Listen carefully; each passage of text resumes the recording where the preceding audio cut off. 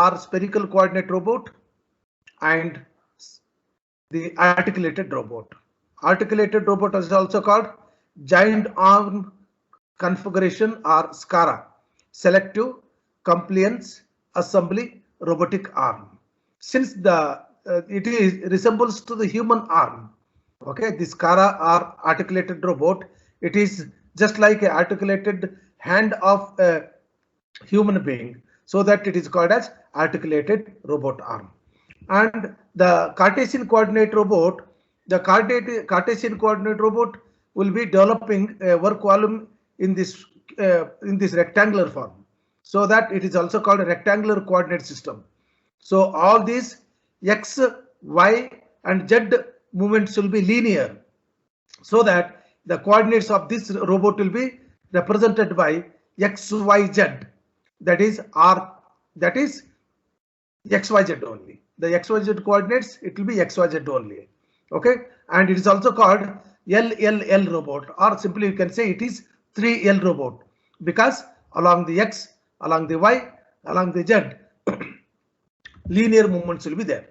Since I told you already, the spatial resolution and the accuracy and repeatability are important things, and another one, a control is also important thing. These we have to discuss. Okay, let me discuss the spatial resolution. Imagine that you have been given this cubical or rectangular one small cake you have been given, and you are 10 friends are there. 10 friends can equally divide and eat. That means the work volume generated by these robots are in a rectangular cubical arm, and the spatial resolution of these robots will be equally or uniformly distributed entire work volume of the robot. Entire work volume of the robot will be having a similar size and similar kind of spatially resoluted subsets of work volume, so that we can say the repeatability and accuracy of the robot will be uniformly distributed throughout our entire work volume.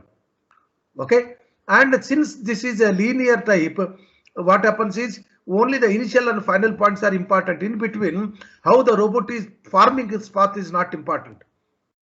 Okay, just at a particular point pick, and at a particular point it has to drop. And what is the acceleration, velocity, and displacement the arm or end effector has to generate, it is not important. Only the initial conditions or final conditions are important. Just like you say, x1, y, x0, y0, z0 is the initial position of the part, and it has to move to xn, yn, zn. Okay, these are the two important points the controller has to remember, so that the controller required for these robots will be very, very simple one. Very, very simple one. And since the movements are just like a frame structure, mechanically these Cartesian coordinates are very, very rigid enough, mechanically stable enough, so that they can be used for heavy part lifting.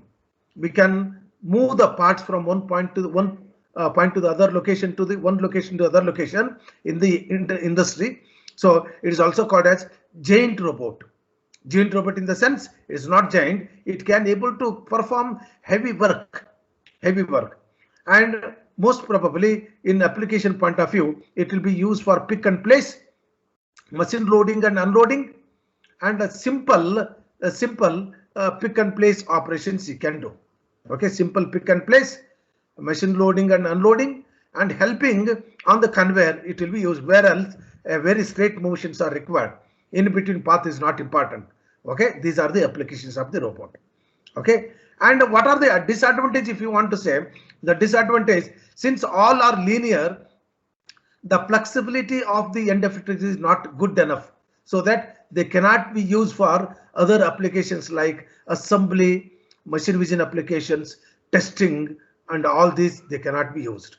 Okay, this is about the Cartesian coordinate robot. I hope you understood this. Next, let me go to, this is what I have written here, and you can go through it, and some of the additional things also I told that you have to remember. I'll write it at the end of this session. And let me come to the cylindrical coordinate system. So during the previous class I had written cylindrical coordinate system. The cylindrical coordinate robots are also called as 1 L and 2, 1 R and 2 L robot, RLL. One is rotational and the other two are linear. Okay, one is rotational and other two are linear. The work volume generated by these cylindrical robots are in the form of two concentric cylinders, or simply you can say a segment of a cylinder. Segment of a cylinder, or simply you can say cylinder. Hence, the work envelope, the sweeping of this end effector forms the cylindrical shape, so that the work volume of these robots will be in the cylindrical form, and since these robots are also called as cylindrical coordinate robot. Okay, first one, the work volume generated by these robots will be in the form of cylinder, so that these are called cylindrical coordinate robots. And coordinates are r, theta, z. R is a retracting of the end effector, retracting of end effector, moving front and back. It is R is retracting. Okay, R theta, it is along this vertical limb rotation, and Z is the up and down movement. So that you can say here one linear and two rotational involved. Okay. Next point, what about the mechanical stability? The mechanical stability of these robots will be good enough when arm is not extended much. Okay, just example you can say how much Varun or anyone, how much load you can carry? Any one of you?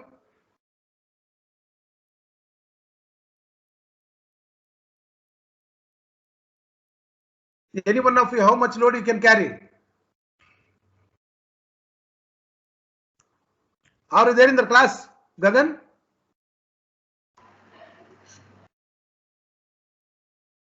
Gagan, Varun, Shivaprasad, Sumit Kumar Mandal. Yes, sir. Yes, sir. Yeah, you see, your response is very, very important. If you keep quiet, it is forcible. And how much load you can carry? Just I am asking you, anyone. I am not asking sensitively. How much load you can carry approximately? Approximately on 70 to 80 kg, sir. 50-60 kg, sir. Okay, 60 kg. Okay. Or you say you can carry flexibly without having much more fatigue. You can carry 30 kgs, for example. And is it possible that you can carry this 30 kgs just by extending your arm? Is it possible? Just I will be giving the example again. This is very, very important.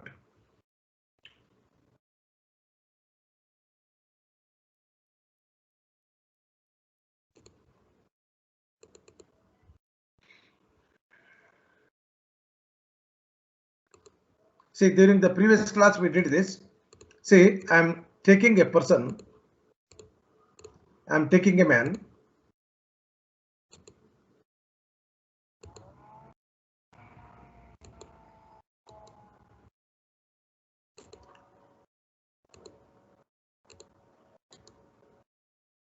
Look here, when the arm is extended. So this is when arm is extended.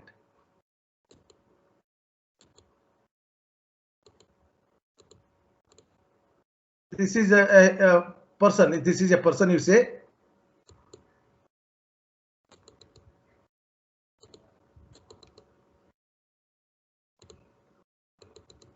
And you can able to carry the load. You can able to carry the weight like this, whatever it is, 60 kg or 70 kg. Is it possible to carry the load 60 kg here by extending your arm horizontally? No, sir. Yeah. And see, in the robotic, it will consider, you can see that when you lift the load like this by extending the arm like this, what happens? The mechanical stability will not be there. The mechanical stability will not be there. The results will be erroneous. The repeatability and accuracy will not be good. See, if I told you to write A here, if I wanted you to write here A, you can write A here. And at the same time, what I'm doing is I'm going to give you one stick in your hand. I'm going to give you a stick in your hand. Okay, it is a stick, you say. This is a stick I have been given you. And I'm going to attach a pencil at the end of this. Okay, I wanted you to write on the board. Is it possible you can write accurately? No, it is not possible. The accuracy and repeatability will not be good once the arm is extended more. You understood my point? You understood? So here also, here Yes, sir. mechanical stability of these robots are not good enough as compared to the Cartesian coordinate robot. And you know that the spatial resolution of these work volume of the spatial resolution of the work volume will not be having for the same segment, it will not be having the similar shapes, so that the repeatability and accuracy will not be good throughout the work volume of the robot. You can see here. You can see during the previous class I have shown. See, for the same number of divisions, for 1, 2, 3, 4, 5, 6, for 12 divisions I have done. For the same 12 divisions, the shape of this segmented work volume will be different at the different location. That means to say the accuracy will be very good at the inner portion of the worker lobe. Once the arm is extended outside, the accuracy and repeatability will not be good enough because of the mechanical stability of the robot end effector is not good. Correct, no? So that what we do is, that means to say, it is not the sensitive, I cannot say. For this, to avoid these mechanical instability and errors involved in this, high level microcontroller will be required. The controller required will be of sophisticated one as compared to the Cartesian coordinate system. Okay, as compared to the Cartesian coordinate system, the controller required will be better than one. And another, since the rotational also included in this, since the rotational joints are there, the independent rotations and flexibility will be more as compared to the Cartesian coordinate systems, so that it can able to remember more points. So it can able to generate a required definite path. Correct, no? So that the controller should have very good one as compared to the Cartesian coordinate robot. And what about the application? The application wise, you see that once we go on add up the rotational joints, the flexibility will be increased and it can able to perform very complicated and complex task it can able to do. So application. So I told you whatever the previous robot can able to do, this robot also can able to do. So this also can be used for a pick and place, a small part or components machine loading and unloading. We can use it. And apart from this, we can use for a simple paint spray and the welding operation. Simple welding and simple paint spray operations, we can use them because one rotational joint is there. Okay, one rotational joint is there.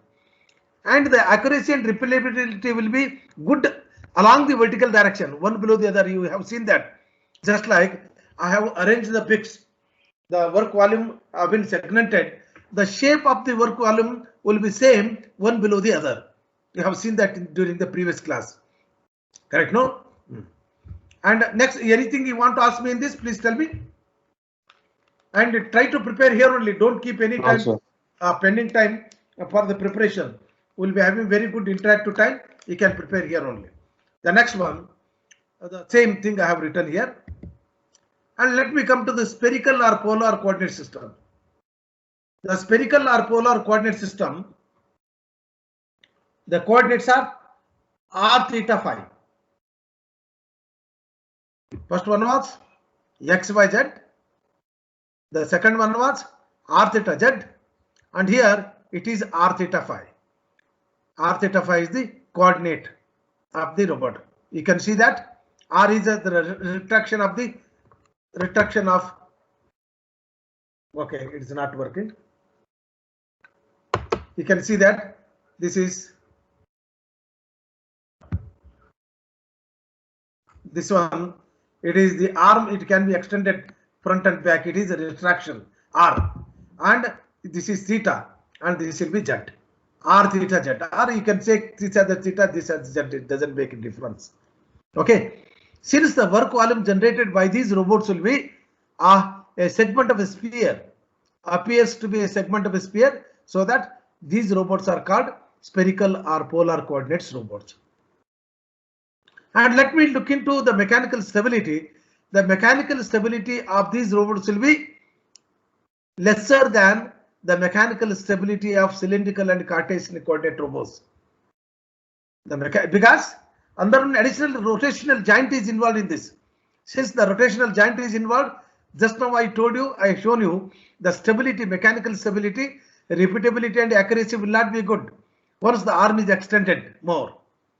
So that here the controller required will be better than or sophisticated than the cylindrical and the Cartesian coordinate robot. And where all we can use them, the application wise, if we say, since the two joints are rotational, we can use them for flexibly can able to use for the assembly operation and very good the welding operations, along with the previous robots what it was able to do. A pick and place it was doing, and it was doing simple welding operations, simple the paint spray operations, and it was doing machine loading and unloading. Along with that, what it can able to do is it can be used for a complicated and very complicated painting and the welding operations. These robots can be used because of only the point is that the two rotational joints are there. Okay, and the mechanical stability of these robots will be lesser than the cylindrical and the Cartesian coordinates robots. So once the mechanical stability is not good enough, then the accuracy and repeatability will not be good enough as compared to cylindrical and the Cartesian coordinate robot. Any points are there to discuss in this? So maximum if you go to any industries that are engaged in the manufacturing, they'll be having specifically the spherical and the SCARA robot. Spherical and the SCARA robot you can find. And another one you have seen the overhead conveyors. The overhead this one will be there. It can the trolley will be there, and by teach pendant they'll be guiding, and the whole entire the factory it will be having the railing on the top. That will be just like a Cartesian coordinate robot. Okay, I hope no discussions are in this. Then let me go to the next one. The giant arm robot. Giant arm robot.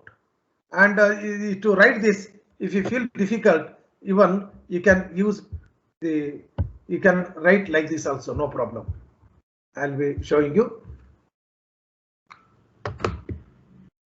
If you feel difficult to write, you can write like this. Say the different robot the configurations I'll be showing you. And if you feel difficult to write, see, our point is not to write a decorative figure. It is not required. Okay, you have to show specifically what I required. You have to show that. See, look here. The first one, the Cartesian coordinate robot, how it can be shown. I'll show. Very simple mechanism.